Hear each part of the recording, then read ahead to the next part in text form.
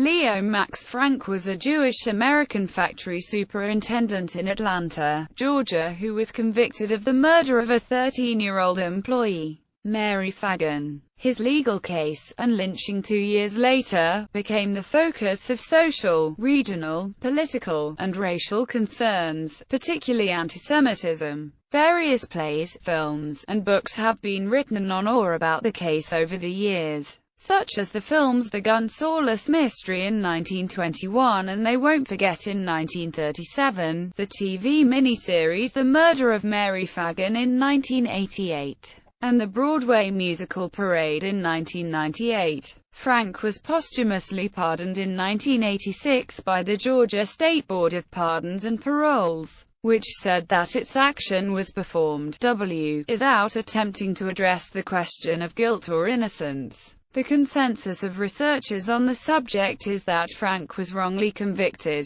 The victim, Mary Fagan, had been strangled on April 26, 1913 and was found dead and apparently raped in the factory cellar the next morning. There were 2 notes next to Fagan, which appeared to be written by her, implicating the night watchman Nuge Lee. Over the course of their investigations, the police arrested 5 men, including Nuge Lee, Jim Conley, a janitor at the factory, and Leo Frank. Frank was arrested on April 29 based on his nervousness while being interviewed and police officers' interpretations of admissions concerning his actions on the day of the murder. The Atlanta newspapers intensely covered the murder and investigation, the governor, noting the reaction of the public to press sensationalism after Lee and Frank were arrested, readied 10 militia companies to repulse any potential mob action against the prisoners. Of those arrested, Frank was indicted on May 24, 1913 on the charge of murder, and the case opened on July 28 at the Fulton County Superior Court.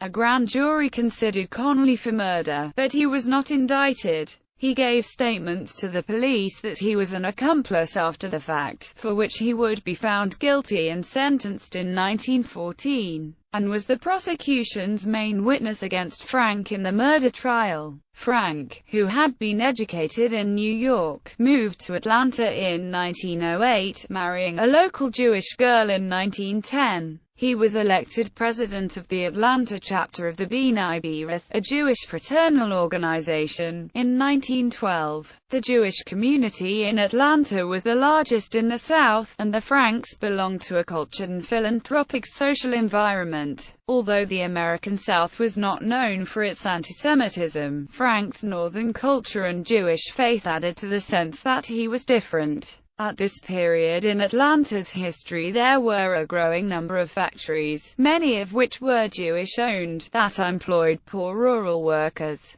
including children, with low wages, long hours, and in unsafe conditions. While the Atlanta Jewish elite was unusually assimilated into the political, economic, and social fabric of the city, they felt some unease both as a people apart, and at the growing concerns locally regarding child labor at factories they owned. During the trial the prosecution alleged that Frank, with Conley's assistance, regularly met with women in his office for sexual relations. The prosecution based much of its case on the testimony of Conley, who many historians believe to be the true murderer. A guilty verdict was announced on August 25, 1913. Frank and his lawyers made a series of unsuccessful appeals. Their final appeal to the U.S. Supreme Court failed in April 1915. Considering arguments from both sides as well as evidence not available at trial, Governor John M. Slayton commuted Frank's sentence to life imprisonment. By this time, the Frank case was a national issue. Newspapers outside Georgia expressed the belief that Frank's conviction was a travesty.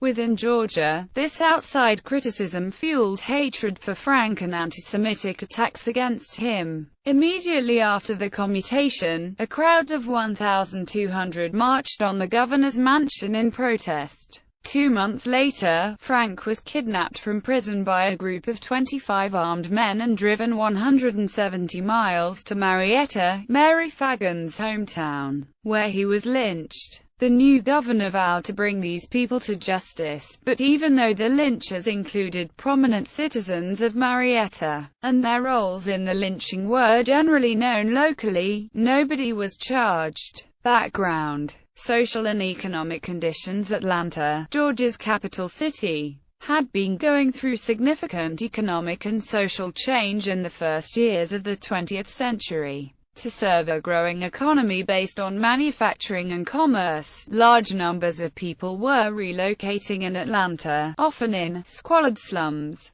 From a failing rural situation, employment conditions included child labor, a 66-hour work week, low wages, and unregulated and unsafe work sites. Men from the traditional and paternalistic rural society felt it degrading that their womenfolk were forced into the city to work in factories. Mixed-gender workplaces were seen as places for potential corruption. During this same period, Southern Jews felt ambivalent about their status. Generally, they were able to economically thrive while getting along with their neighbors, and the Atlanta Jewish elite was unusually assimilated into the political, economic, and social fabric of the city. Despite their success, they nevertheless recognized themselves as a people apart, leaving them with a pervasive sense of anxiety. One of their responses was to select rabbis and leaders who could put the best face forward for their people in order to eliminate frictions that would threaten the existing equilibrium. In Atlanta, the leader from 1895 to 1946 was David Marks. In order to enhance the image of Jews in the dominant society, Marx's Reform Temple adopted Americanized appearances.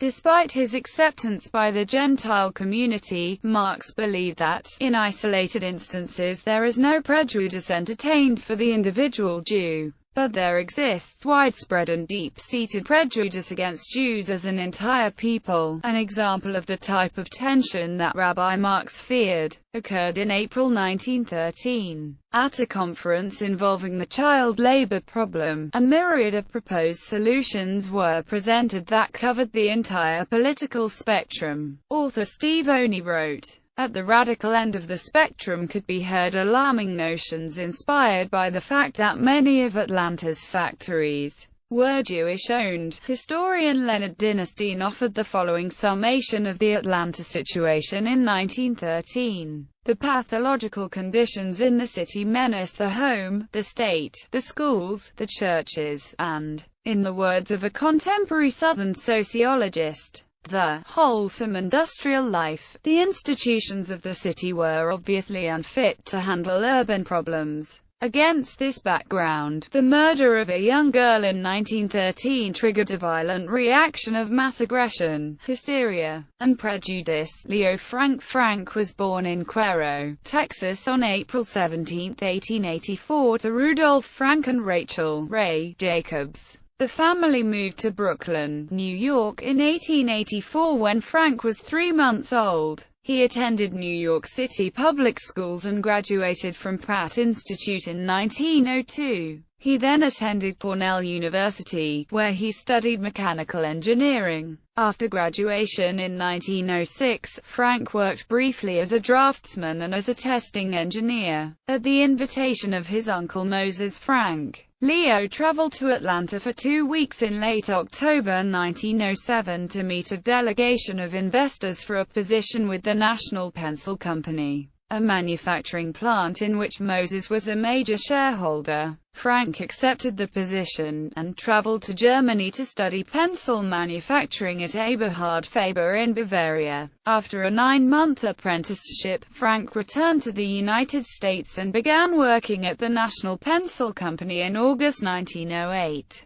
Leo Frank became superintendent of the factory the following month, earning $180 per month plus a portion of the factory's profits. Frank was introduced to Lucille Selig shortly after he arrived in Atlanta. She came from a prominent and upper-middle-class Jewish family of industrialists who, 2 generations earlier, had founded the first synagogue in Atlanta. Though she was very different from Frank, and laughed at the idea of speaking Yiddish, they were married in November 1910, at the Selig residence in Atlanta. Frank described his married life as happy. Frank was elected president of the Atlanta chapter of the B'nai B'rith, a Jewish fraternal organization, in 1912. The Jewish community in Atlanta was the largest in the South, and the Franks belonged to a cultured and philanthropic social environment whose leisure pursuits included opera and bridge. Although the American South was not known for its antisemitism, Frank's Northern culture and Jewish faith added to the sense that he was different.